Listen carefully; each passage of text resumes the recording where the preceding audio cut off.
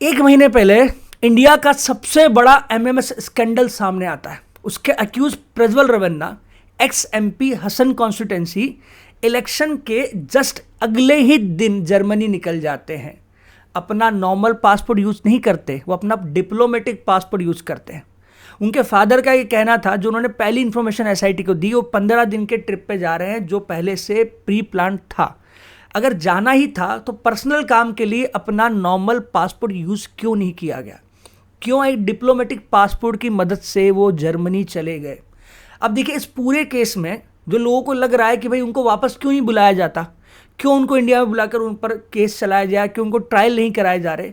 Problem ये आ रही कि जिस पासपोर्ट के दम पर वो इंडिया के बाहर गए हैं, उस पासपोर्ट के बेसिस पर उन्हें डिटेन नहीं किया जा सकता। मतलब सरकार, वहाँ की सरकार उन्हें डिटेन करके इंडिया नहीं भेज सकती 90 दिनों तक। देखिए, मैं बताता हूँ आपको, डिप्लोमेटिक पासपोर्ट एक ऐसा पासपोर्ट है जिसका कलर मरून कलर का होता है। एक नॉर्मल पासपोर्ट ब्लू कलर का दिखने में होता है। इस मरून कलर के पासपोर्ट को इश्यू करता है एक्सटर्नल मिनिस्ट्री ऑफ अफेयर, और वो भी उन इंडिविजुअल्स को ये अलॉट किया जाता है, इशू किया जाता है, जो किसी डिप्लोमेटिक मिशन पर, मतलब भारत की तरफ से किसी सरकारी काम से, सरकार की परमिशन पर जाते हैं, और जितने समय के लिए जाते हैं वो उस समय में डिप्लोमेटिक पासपोर्ट को यूज़ कर सकते हैं। मतलब कि एस जयशंकर जी अगर अपनी टीम के साथ इंडिया के बाहर किसी भी डिप्लोमेटिक मीटिंग में जाते हैं, इवेंट में जाते हैं, तो वो लोग इस पासपोर्ट का इस्तेमाल करते हैं। इस पासपोर्ट के बहुत सारे फायदे हैं। जिनेवा कन्वेंशन के बाद से डिप्लोमेटिक पासपोर्ट में बहुत सारे पावर दिए गए। इस पावर के हिसाब से 90 दिन तक विदाउट एनी वीज़ा अपने डिप्लोमेट्स को भेज सकती है। इंडिया के लिए बात करें तो 34 कंट्रीज ऐसी है जहां Indian officials with the help of diplomatic passport 90 दिन तक बिना वीज़ा रह सकते हैं। जर्मनी भी उसमें से एक कंट्री है।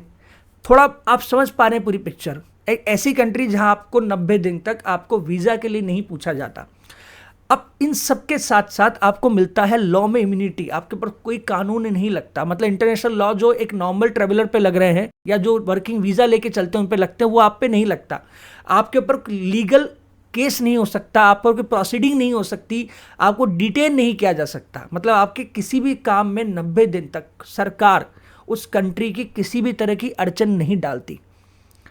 लेकिन अगर कोई कंट्री चाहे तो वो अपने किसी भी सरकारी कर्मचारी का या कोई भी एमपी जो भी इंडिया की तरफ से अपना डिप्लोमेटिक पासपोर्ट यूज करके ट्रैवल कर रहा है, चाहे तो कैंसिल कर सकती है। अभी जो सबसे बड़ा मुद्दा बना हुआ है वो यही बना हुआ है कि इनका डिप्लोमेटिक पासपोर्ट कैंसिल क्यों नहीं किया जा रहा।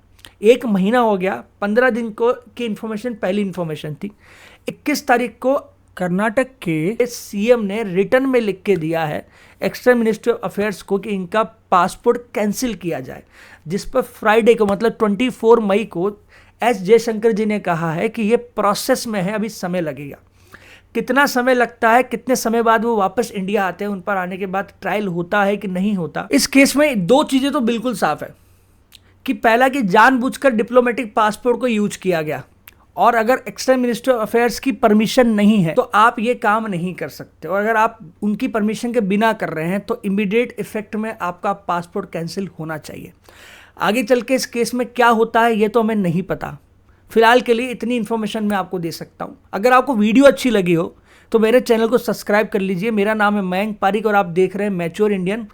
धन्यवाद।